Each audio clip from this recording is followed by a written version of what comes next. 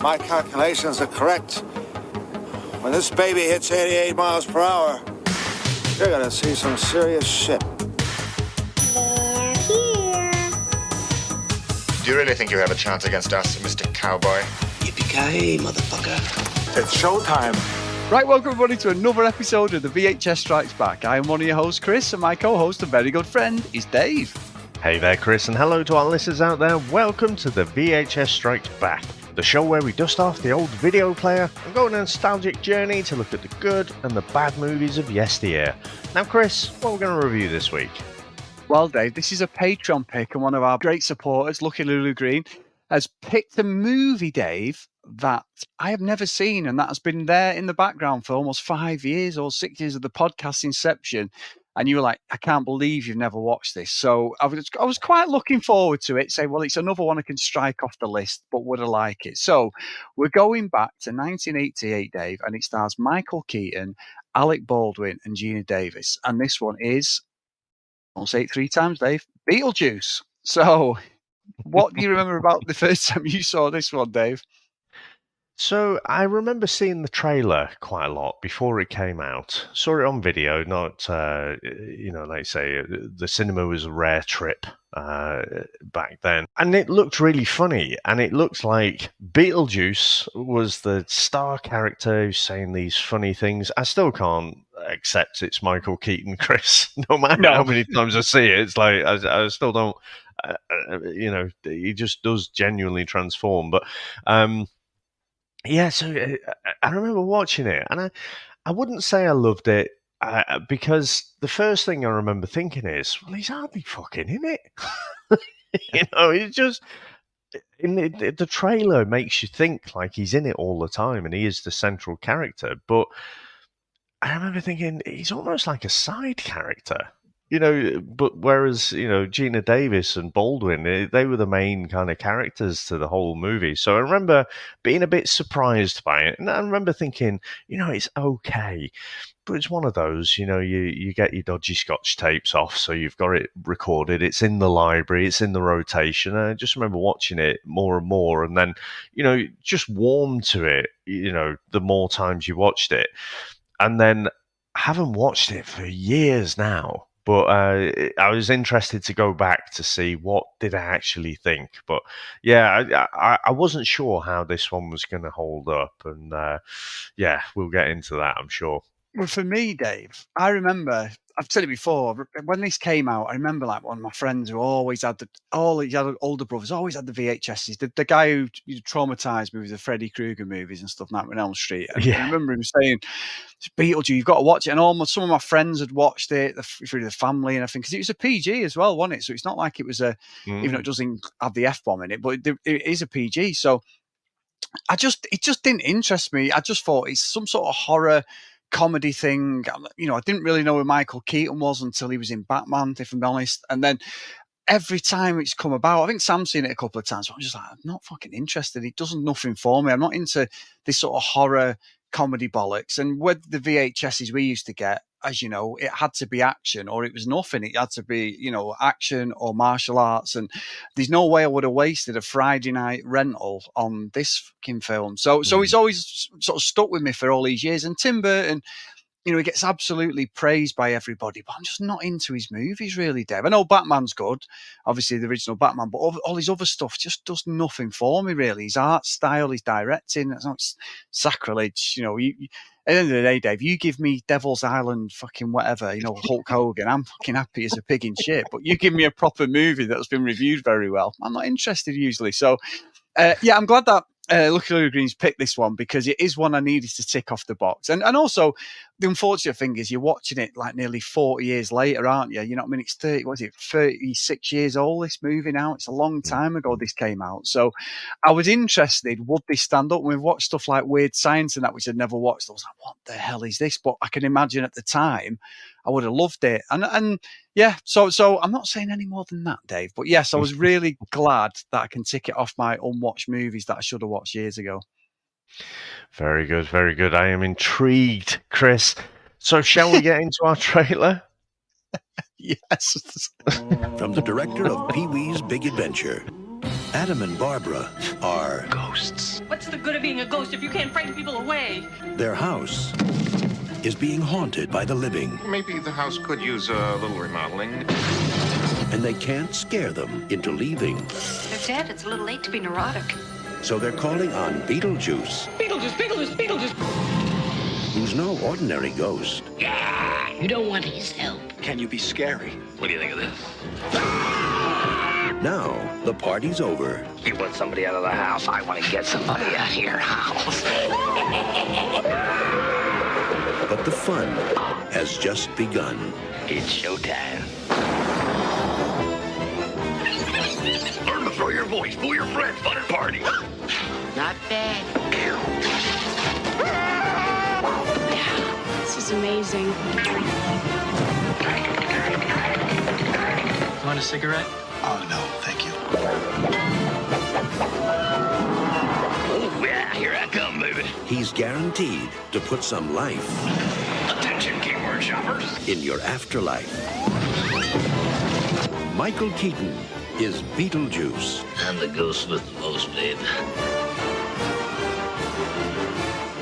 In Winter River, Connecticut, Barbara and Adam decide to spend their vacation decorating their idyllic country home. As they're driving home from a trip to town, Barbara swerves to avoid a dog and the car plunges into the river. After returning home, she and Adam notice they now no longer see their reflections. Now, Chris, what do you reckon to the opening of this movie? Well, Dave, to be fair, I'll be honest. I didn't know Alec Baldwin was in it. I've gone into this, like you said, I've completely never even looked at the cast. I knew Geena Davidson, but never really took much notice of the actual front cover of the VHS, because Michael Keaton's just front and centre in Beetlejuice there. I've got to say, it's the slowest accident I've ever seen in a movie, Dave. The way that car just like action replayed over the side and turns upside down. And then obviously it flicks to him coming in and everything. And you get the feel straight away, yeah, it's a comedy. It's a bit of a, you can see it's not like a serious type movie.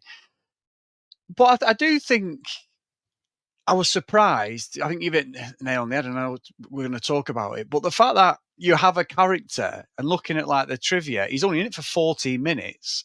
And he isn't in it for ages, is he? I mean, it centres around them buying this, going to their house. And then obviously, because they've died, they've got to sell it. And you've got Jeffrey Jones and Catherine O'Hara, obviously, before Home Alone. And what's it called? Mr. Thing, Ferris Bueller. Or Eddie Barzoon that we saw recently. Yeah, that's true. That's true. So, I don't, you know what, Dave? I don't hate the start, if that makes sense. I get it. I get what's about. I will say, as I'm watching it though, and the little skits that are going on, and the little things that are going on, it did feel as if Tim Burton had ripped off some of the stuff from Nightmare on Elm Street.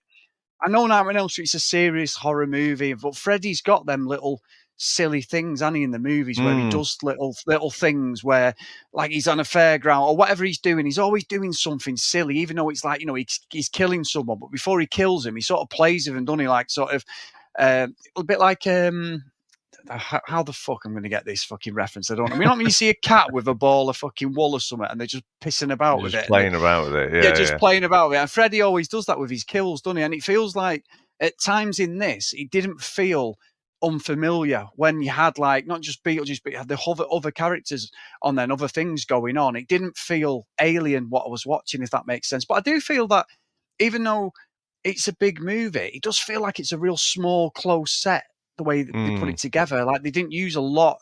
There's not a lot of outside stuff, is there? It's all sort of inside set work and that. So yeah, I don't hate it. I mean, Alec Baldwin, there's a few movies that he's done that I quite enjoy, but yeah, I don't know whether it really suits him, this movie. So yeah, well, I'm interested in what you think, Dave, because I've got a few other things to say, but there you go. Yeah, I think because the movie is so familiar to me, I'd not watched it for probably at least a couple of decades, but it just felt familiar when I was going through it. It's one of those where it's hard to be objective. I didn't know, it's going to sound daft, right? But I know better who Alec Baldwin is now than I did when I watched this movie, So when I watched it, I didn't really know who he was. And he was just the bloke. I remember Geena Davis being in it because I'd seen a few things that she'd been in. Didn't know, I remember someone saying years after, like, oh yeah, that Batman bloke, he's the guy who played Beetlejuice. I'm like, fuck off, no chance. Again, but even when I look at it now, I just can't accept it. But it does. I don't know why they chose to make him the title character. But I guess two people kind of encountering the afterlife, it probably wouldn't make a very good title. So, but that's what it is for me. It's more about their journey, and it's this weird, almost Dr. Seuss take on the afterlife, isn't it? They're kind of. They don't realize that they're both dead initially, and then they see themselves in the mirror, and then you're getting this weird kind of almost civil service like setup for the afterlife. They have to go in and then they get a ticket, but they've got to wait fucking years, and then they've got this case attorney that this old lady who's working for them and stuff, and they've got this manual that they've got to read through, and apparently it reads like a VCR manual, and it's just this weird, like, it is like this childlike world and this just imaginative take on what the afterlife is like. So that for me is the central part to the story, and then Beetlejuice is just this weird kind of side character that comes in near the end. Yeah, and I must admit, Dave, I love movies where you've got that sort of crossover as well. You look at something like Ghost, which I know we haven't reviewed yet, but like I love that idea of it. Like with Swayze and Demi Moore, obviously it's a more serious thing. It was a massive movie on it in the early 90s, but there is movies where I am fascinated by, like, is there an afterlife or whatever? It does get you thinking, like, when you go, is that it? It's just fucking see you later, and all that. It's a lot to think of. So I think movies like this, it did get me thinking and watching. Like, we've seen it before, haven't we? With like some of these sort of movies where like people are looking and they're there, like, why can't you see me? Why can't you see me? I don't understand, but I'm not here. So I have enjoyed movies like that. So I don't think. I'm not necessarily hating this movie at all. I do think like there's some good stuff in it. I actually think Catherine O'Hara and Jeffrey Jones are really good in it, actually, as the family and everything. They're just really silly, aren't they? It's almost like because I kept thinking, are they the ones who are dead, really? And it's not. But then obviously you get the flick between the different worlds and everything. But I like the idea, and obviously you've got Winona Ryder there as well, which was a massive movie for her as well. It sort of put her on the map more than anything. I think she's pretty good in it. Obviously, don't give her a bottle of wine or anything, Dave. You know what I mean? If you're in a shop, but yeah. So I think this was before those days, but yeah, I think so, Dave. Yeah. I think you're right. So again, it's just a quite different movie, isn't it? Again, like you say, there are some horror elements to it. Some of the stop motion animation is quite freaky, and what when they're trying to put on their scary faces and stuff like that. It's horror like, but it's almost like, I don't know if you've ever watched Coraline. It's like childlike horror, or tween horror. Yeah. Almost. Yeah. But yeah, I like the fact that they. How many times do you see it in horror movies, and like, if you watch The Ring or The Grudge or something like that, and someone is murdered horribly, and then they're just shit hot at scaring people, and these guys are just rubbish at it. They're trying to scare people, but I mean, there's some freaky bits actually, aren't there? So when the family comes into the home, and you see Geena Davis there, and she's like sort of hung up, and then she like takes her face off. It's really quite freaky, isn't it? And it's like, oh yeah, but they can't actually see you. But for us, the audience, we see it, and it's like, fucking hell, and then there's another bit where she's chopped Alec Baldwin's head off, and she's just stood there with a crazy look in her eye, with a knife, and again, the family just can't see them. So it's only Winona Ryder's character. I should really refer to them by their character name, shouldn't I? So looking through now, and I can't see them, but Barbara, Lydia. Of course. Barbara is Geena Davis, isn't she? And then Alec Baldwin is Adam, so that should have been easy enough to remember.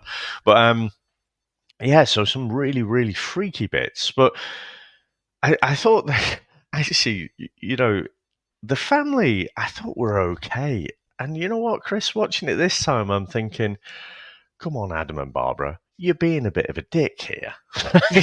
You are dead, and this family are just trying to, they've come out of New York, haven't they? And Delia is obviously she's playing this kind of yuppie, artsy fartsy character, and so she's the one who's like looking to rip up the house. Jeffrey Jones playing Charles, he just wants a fucking quiet life, Chris. I kind of empathize with him. He's working his arse off. He's working his arse off at work, and he's just like, leave me alone, and he doesn't actually want to change the house at all. In fact, he says at one point, doesn't he, just leave this room, just leave it alone. You can have the rest of the house, but just leave me here. I just want to chill out. I'm like, these guys are all right. Yeah, I agree. And isn't it mad, Dave, as you get older and we just want a fucking quiet life? You watch these movies and you're like, you're a dick. You know what I mean? Like, even one of my all-time heroes as a kid, Ferris Bueller, through the Jeffrey Jones reference. I love that movie. The amount of times I used to sit there before I went to school years ago. I think I said this story. If I didn't watch Ferris Bueller when he was singing Twist and Shout, or I didn't watch Back to the Future, Johnny Be Good, I wasn't amped up to go to school, Dave. I'd have to watch both of them or watch one of them bits on the VHS. I don't know why. It always got me going in the mornings. Right, okay, I'll go to school now. But constantly watched him. But yeah, as a character, you're like, he's just a little bellend, basically. You know what I mean? But then as you watch other movies, he's sort of going, well, I actually sympathise with the parents. They've done nothing wrong here. You're just a dick, but you're like the hero. And we've talked about these loads of times in this podcast. You're the hero. We were like, oh, what a guy. But really, it's like, actually, you're breaking the law. You're the dickhead. But they're making out the cops and the baddies, and they're just doing the job and going about the business, other than Rambo. And obviously Rambo is the hero, Dave. But I'm with you, though. I'm with you. Like the scene where they open the cupboard and he's there fucking dead. And then, but that must have been so, how many times do you think they would have filmed that scene, though, where they were like, fuck off, I can't do it. They're pretending to be dead and looking at them, aren't they, and everything. There's some really, really clever bits. And I do think the stop motion's good as well. I think, like, the whole art style of it is good. I'm calling Tim Burton out and at the start, but I think for this movie it works very well, doesn't it? Because you are playing on stuff like Tales from the Crypt, aren't you? There's some horror stuff we've seen previously. There's loads of callbacks. There's callbacks like The Fly, which obviously Geena Davis was in. There's different callbacks in this movie, but yeah, I don't hate it at all, honestly. And there is actually a couple of funny bits as well, to be fair, which I didn't think I'd be sat there going, actually, I know, sort of laughing to myself because I watched it on my own. Obviously, no curtains were closed or anything, Dave. There's none of that going on. But honestly, I'm very surprised, like, why I've not watched this all this time. I think it's just my prejudice against this sort of movie, saying I'm not watching it when really I probably should have chalked this off the box.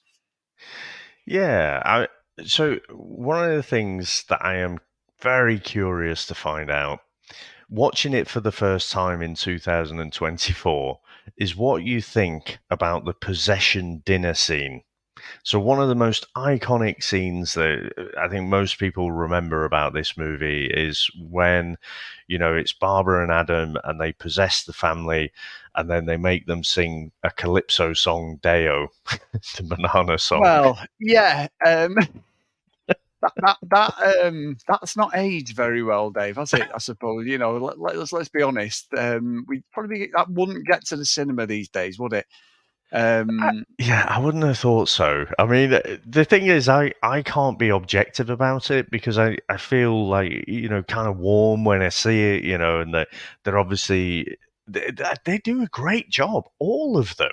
I think in acting it out, as if they're kind of possessed, but they don't really know what's going on. And but I just remember seeing it, Chris. I've got to tell you this, right? I remember, when I was a kid, we were in. It was probably fucking Benidorm or Salou or somewhere like that, and. The mum and dad had got chatting to this other couple, and it sounds like a dodgy story. It's the start of a dodgy story. It's not. But, and then I just remember them, you having drinks and whatever, and then they being the kids, you just sort of tagging around and stuff. And I just remember this bloke. He was actually from Bradford, and he'd been in the Bradford fire. I remember it quite vividly. Him talking about it and talking about people taking the piss, and like. But for him, it was a traumatizing thing. But this was in the 80s, like stuff about trauma and mental health and stuff just wasn't really a thing. But I remember this conversation quite vividly. But I remember we were coming back from the bar or whatever, and he just bursts out into Deo. I had never heard this song before. This pasty white bloke from Bradford just starts with the voice and everything, Chris. The voice, the accent. He's just belting it out. And I just remember being like a bit confused by it because, I could hear the words and I'm only a kid at the time, but I'm puzzled. I'm like, this doesn't sound quite right with you singing it. It does sound like it's something to do with slavery. And it just seemed fucking weird. I mean, can you imagine, Chris? Can you imagine? It'd be like singing, I don't know, a Bob Marley song or something in a pub in Manchester or something, wouldn't it? It'd be that bad. Well, we used to sing the Rolling Stones' Brown Sugar, and that's been banned everywhere, didn't we? And like now you realise what that means. It's like, that's no wonder it's not played on the radios anymore. That was one of in our set, wasn't it? Oh, is it? Yeah, it's banned. I did that in a singing competition in Manchester. That fucking song as well. I'll never forget it. I just assumed it was some sort of drug reference. What is it? No, I think it's to do with prostitution and yeah. Really? Yeah, we won't go any further than that, Dave. Okay. Fucking rabbit hole there. But I've sang that many a time in the band sort of thing. But yeah, it's not played anywhere now at all. It's one of them band songs. But yeah, imagine doing that Bob Marley stuff in Manchester in a pub, Dave. Unbelievable. Right, move on, Dave, anyway. Yep. And moving swiftly on, Chris.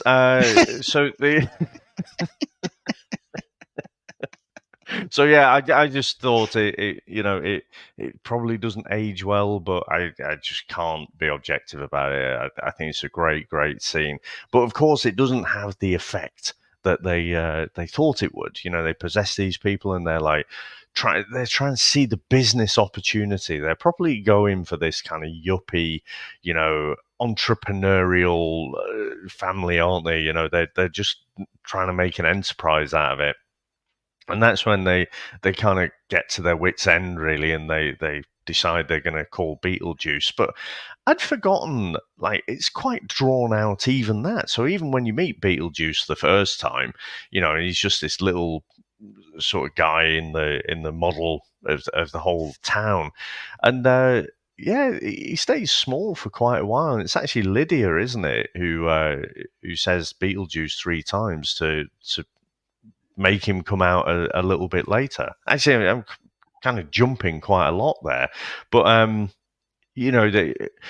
she basically declares he's a bit of a pervert, and he is a lechy fucker, isn't he? Yeah. And then I don't know what did you think of ultimately Keaton coming out as Beetlejuice? It's almost like these little sound bites or these things that are designed. If it was today, you'd say designed to go onto YouTube. All these little clips and stuff. But what did you make of that? Yeah, I find it very difficult with him. It's interesting. I'm constantly looking at the makeup, going, "Well, that's Michael Keaton." You can hear it in the cadence in his voice, can't you? Some of the things he said and everything. You can see little lines, and then obviously, I even then thinking about do you want me to get nuts? Let's get nuts. I'm thinking, is that like somebody you put in Batman as a bit of a piss take? Is it a bit of a throwback to Beetlejuice? I don't know, Dave. I can't say that I'm vouching for him as a character, and I can't really say there's anybody I'm vouching for really in the movie. But I do think that his delivery on stuff is good, but it's that little. He's got that really. I don't know. It's like a really weird voice, and he drops his voice down into he sort of talks like that, don't he? All when he's talking to Lydia and everything. And you're right. I mean, to be fair, he doesn't even get big until the last 15 minutes of the movie. So it's not like he's in that model thing, and the dialogue's there. The silly things are going on as well, aren't they? I mean, the flick between the model town and then when it's sort of like supposed to be big, and you've got like the vehicles and all that. It is a bit Superman 2 the way it delivers. Obviously, Superman 2, that fight with Zod at the end, you've got that whole model thing, haven't you? But they do try and shoot it so it looks like it's a real living thing. With this, they don't even think it, they're just taking the piss out of it, really. And obviously, the budget was probably a little bit less. I don't know with Beetlejuice. I don't know what it is, Dave, but I don't feel. I know Michael Keaton gets praised for this, but I just don't enjoy his performance, if that makes sense. I think everyone else around it, and he's the main character as well, we're led to believe. I mean, it takes nearly, was it 40 odd minutes or whatever till we see him properly, or 50 minutes, whatever it is, but he's the main character, but he isn't, if that makes sense. There's a whole story going on around him, and he's just there just to cause a load of havoc at the end of the movie, really. Yeah, it's a very weird choice more than anything. And I also saw Tim Burton wanted Sammy Davis Jr. to play Beetlejuice, and they fucked him off and were like, nope. Really? Because he loves Sammy Davis Jr. and he wanted him to play Beetlejuice. I mean, he would have been. Obviously, I watched the Cannonball Run. In the Cannonball Run, he looked about 60 odd. He must have been in mid 60s when this would have come out, at least. So I don't get that, or maybe older. Yeah, I mean, I think I don't quite agree. For me, at least, I think I do enjoy his performance, but I do think he is just a side character. You know, like going back to Jaws, right? Obviously, title of the movie, and Jaws is definitely the baddie. Yeah. But most of the film does not have Jaws there. You know, it's everything else, isn't it? You know, it's the things going on around. So I don't know why, but I just feel with this, he should have been in it more. You know, yeah, and maybe it's just because he wasn't even hinted at for a lot of the earlier part of the movie. You know, the whole first act he probably didn't feature at all. But then when he does come on screen, I do think he is going for it, isn't he? And you can tell it's Keaton when he sort of drops into a normal voice. You know, when he's talking about, oh yeah, well I went to Harvard, and you know, me, I can tell it's him then. But when he's putting on going for it with the full-on Beetlejuice voice, it does feel like someone else to me. But for this little kind of family horror, or dark fantasy kind of thing, I didn't really expect there to be a brothel in it, So it's got to be a brothel, Dave. It's like Beetlejuice is being a bit feisty, and so they just stick him up a brothel there, and then after that, he's all kind of chill and relaxed, isn't he? Well, I think not that I've ever been in one, but there you go. Surprised he's awake. But yeah, I just, again, like you were saying before about when you're getting older, you look at things differently. I don't think as a kid, I really, when you're a kid and you're watching this, I think I was just thinking, oh yeah, girls, that's it, yeah. Girls. And it's funny, isn't it? It's like, the wolf in the cartoons and stuff when he's wolf whistling and stuff. Yeah, it's funny, isn't it? But now I'm like, is that really appropriate? So yeah, I thought that was a bit strange, and I thought Winona Ryder played a good character, the mopey goth teenager who, everything's hard work in life, and so she just wants to be dead, and I just thought she played it well. And then it really sort of escalates, doesn't it? And again, I was saying last week, Chris, about the 70s movies, and like the whole film seems to be building up to some massive crescendo right at the end, like with the conversation and with One Flew Over the Cuckoo's Nest last week. Yeah. And it's like that for this, isn't it? Because basically the family and the guy who's a bit of a tool, like the guy who's like an interior decorator / fucking medium, they're doing a seance, and then they've got the wedding clothes, haven't they? And they're reviving kind of Adam and Barbara. And again, I felt like the special effects were quite good there. And again for 1988.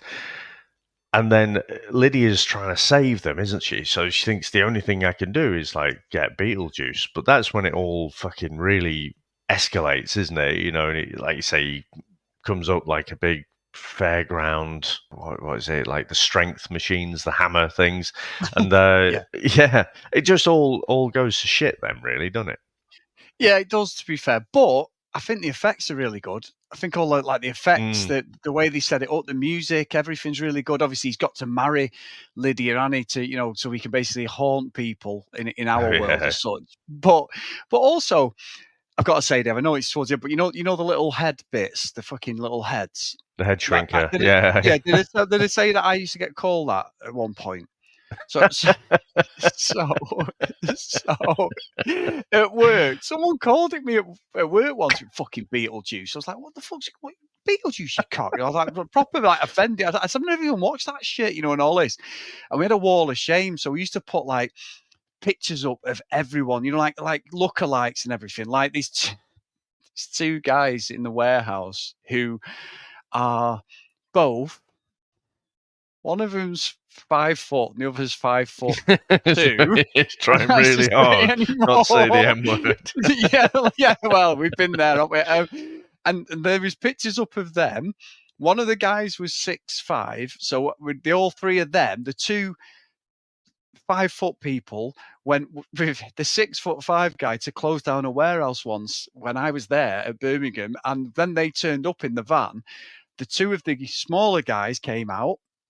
Everyone started laughing, and then the 6'5" guy was driving the van, and everyone was like, "Fuck me! Has the circus come to town?" Well, that was it. So, I thought you were going to say you twins. can imagine. No, you can imagine what the pictures were on them lot. And then everyone had pictures. One of the lads always went on holiday, so I got a picture of this fucking woman who'd been on far too many sunbeds, and he just threw pictures up of each other, just to offend. We got told to take it down, but I got the fucking Beetlejuice thing, and I was like, what the fuck does that mean? And they were all laughing because it was when he used to do proper training, and obviously never taking any sort of gear or anything. If you take steroids or anything like that, your head goes big as well, doesn't it? It goes red, it goes round, it basically gets bigger. Obviously the fucking nose would probably get even worse, or probably a wise choice, but I never did. So when I was bigger, I had the big body, and they were all like, "Yeah, you look like that fucking guy of Beetlejuice and all this." And I was like, "You dickheads," because you're not taking it. So there was the picture of that guy, and it was like Chris Phelps in the gym, fucking that little guy next to Beetlejuice at the end. So because I'd never seen it, so I was like, no context. And watching it this time, I was like, I was still offended. Now it was about fucking 10 years ago that picture was like, "You cheeky bastard," you know what I mean? But yeah, so I get it now. I get exactly what it is. The fucking head guy. It's fucking funny. It is funny. A good bit of banter, that, though. It is a good bit. It is a good bit. But I do think, like, the movies at the end, you're right, it all comes together, doesn't it, pretty well. I think it does come together. Beetlejuice is just being a complete bell end, and he's got other ideas, and but Lydia sort of saves the day, I suppose. Yeah. I mean, I tell you, I was saying about the kind of the stop motion animation, but when Beetlejuice is like the snake, I feel like that whole scene a little bit earlier was really quite grim, wasn't it? It was quite scary. And then you end up with the. Have you ever seen Matilda, Chris? Yeah, I like Matilda. Danny DeVito. Is that Tim Burton? I'm calling myself out again. Yeah. You're just going to be like, your sci-fi movies. I love all these movies. Willy Wonka, yeah, I loved it. Yeah, great movie. Yeah. I'm going to call myself. But yes, I don't mind Matilda. It's a good movie, that. Yeah, and so the ending kind of feels very much like that, So they've got rid of Beetlejuice. I think the original idea was they were going to sort of kill him off, but he's clearly just such a popular character. And of course, coming out for the sequel, aren't they, Chris? Like literally this year. September. So we'll have to watch that maybe. But yeah, I mean, it all comes together, and like the Lydia has basically turned it around. She's not a depressive, mopey kid anymore, and she's doing really well at school and stuff. And they've properly like integrated the family and Adam and Barbara into their lives, haven't they? And you get the kind of upbeat music, and a bit of a musical number to finish it off. So yeah, I think by the end of it, I think it finishes off in a really heartening way. I agree, and I did reading the trivia. I'm sure you've seen it yourself, but the American footballers that she's dancing with at the end, they're actually a throwback to an actual college football team that died in like '73 or something. And that they've got the red suits on. These like, I know exactly, but that's what that is. It's basically them dancing with her. So I don't know where that came from, but that's what their throwback is. So, but yes, I agree. I think it ends pretty well, doesn't it? They've got to show a bit of ghost when she needs it. However, Dave, you haven't picked up on something, Dave, and I'm very disappointed in you. When Alec Baldwin's got the big nose, I was expecting some joke about the nose.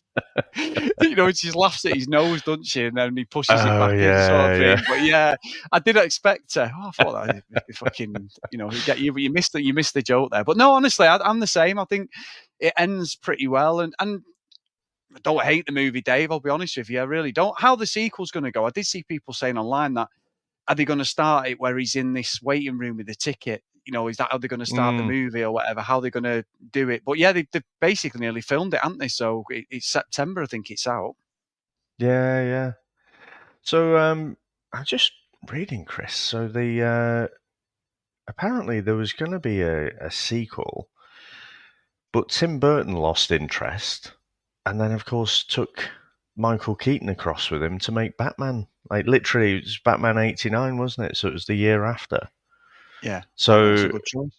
Yeah, I mean, talk about iconic. So yeah, we could have had this sequel back then. So I am genuinely intrigued about like how they're going to go with it, and yeah, I do genuinely want to see it. No, I think your kids might like it though, Dave. If it's all more up to date. Have they seen the first? Have they seen the first one? Yeah, they quite like it. Yeah, I think they'll enjoy that, especially at the cinema. I think it'll be a good at the cinema. I don't know if I will go unless Sam forces me to go, but yeah, I will watch it. I will watch it, to be fair. Nice. Well, with that, Chris, should we get into our final review? Let's go.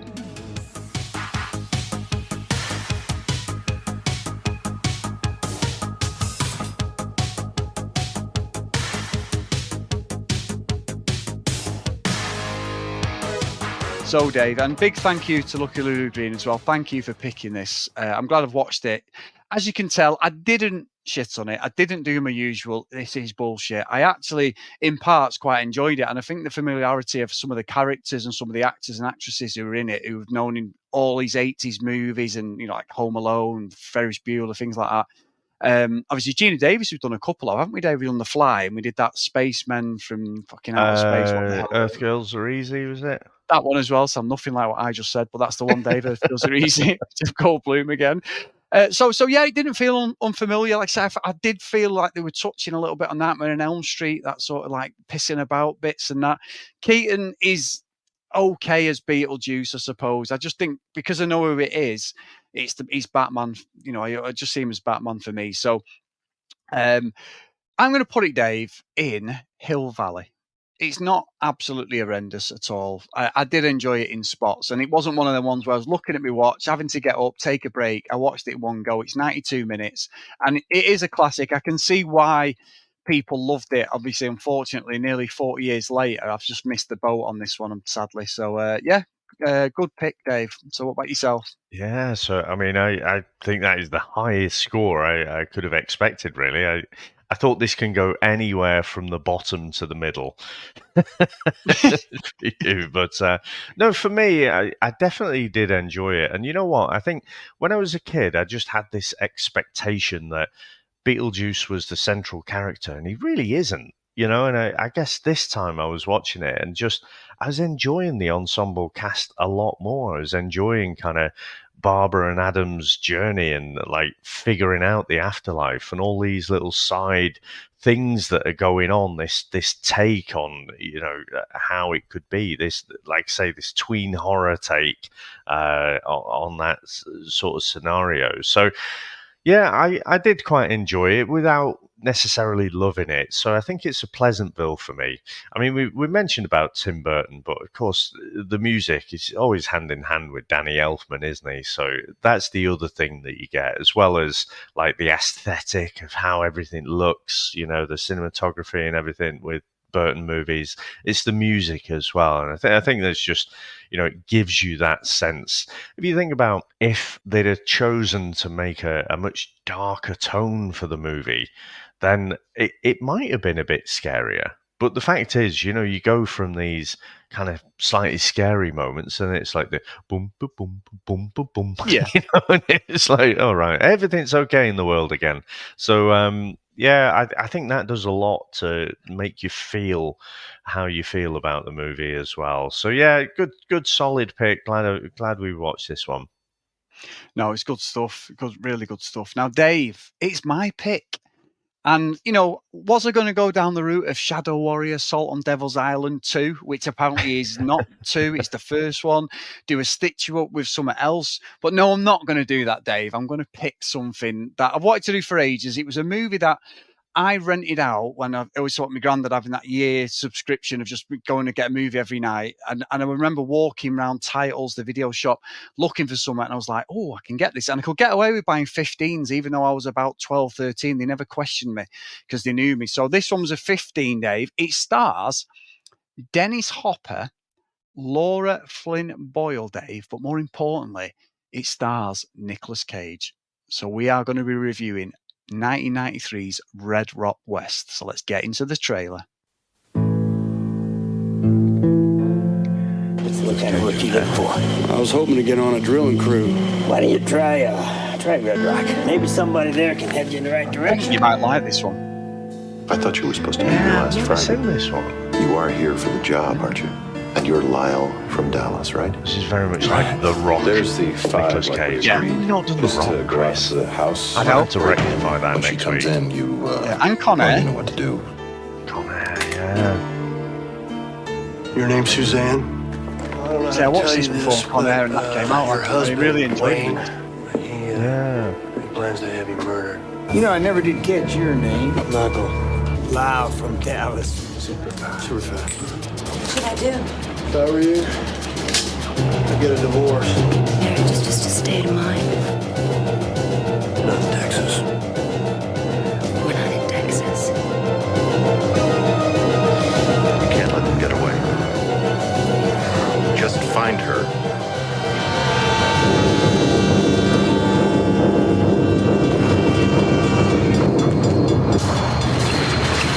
It's all about money. Young lady, don't make me shoot you. Nicolas Cage of Honeymoon in Vegas and Moonstruck, Lara Flynn Boyle of The Temp and Wayne's World, and Dennis Hopper of Boiling Point and Blue Velvet. Does this mean that we ain't partners? Red Rock West from Columbia TriStar Home Video. Interesting. Love that voice. Love that voice. Yeah. There's something completely different. It's a movie I've had on my list for ages, and I was like, I really want you to watch it. And I'm sure people listening, there's probably a few, if you're a Nicolas Cage fan, or maybe you've seen it, but it's one of his ones that don't get mentioned. I think it's one of his best movies, to be honest. You know what it sort of reminds me of in that trailer? You remember Blood Simple we did? Yeah. Yeah, it kind of reminds me of that. It's got that kind of feel, you know, small cast, you know, obviously, you know, there's a chase on there and whatever, and you know, there's some kind of intrigue. So obviously set in Texas as well. So yeah, quite looking forward to this one, Chris. That was not what I was expecting. Well, Dave, I'm full of surprises. So big thank you to everyone, as always, for supporting the podcast, emailing, contacting us. We really appreciate all your support. If you want to email us, the vhsstrikesback@gmail.com. If you want to follow us on social media, at vhsstrikesback. As always, if you get a chance, please drop myself and Dave a review on the show. We really appreciate it if you can, and we'll read them all out, good, bad, or the ugly. We really appreciate it. If you do want to support us, get over to patreon.com/the VHS Strikes Back. So the roll call of honor and a massive thank you to our patrons. So we have Mr. Mike Burton, we have Lee, Helen, Dylan, Stephen, Trent, Dan, Justin, Susan, Timothy, Matt, Heath, Kent, Lucky Loo Loo Green, Herb, Jax, Math, Blake, John Hammond, and Mr. Tony Farina. So thank you so much for all your support, guys. Amazing people. And everyone who supported the podcast, past and present. We really, really appreciate it. Awesome, Chris. Well, you know, we've managed to make it all the way through without doing any impressions at all. And you do love a Batman impression, so I'm wondering how it stacks up to a Beetlejuice impression. So, to put you on the spot, how are you going to finish it off today? Well, Dave, Beetlejuice, one of the lines that I did actually like, Dave, and it does feel like something I like to do when I've got, you know, maybe a 10-minute window there and I'm just flexing the shoulders. So all I'm going to say is, Dave, let's turn on the juice and see what shakes loose. Goodbye. Bye now. That's it, man. Game over, man. It's game over. What the fuck are we gonna do now? What are we gonna do? Maybe we could build a fire, sing a couple of songs, huh? Why don't we try that? We better get back, because it'll be dark soon, and they mostly come at night. Mostly. I'll be back. That's odd. We came, we saw, we kicked its ass. Wax on, wax off.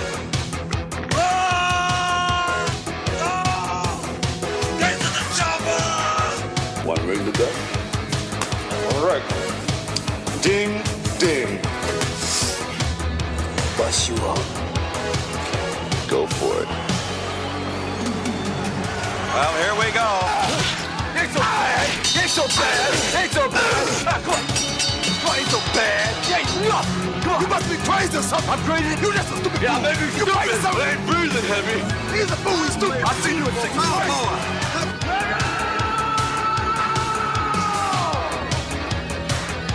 I must break you.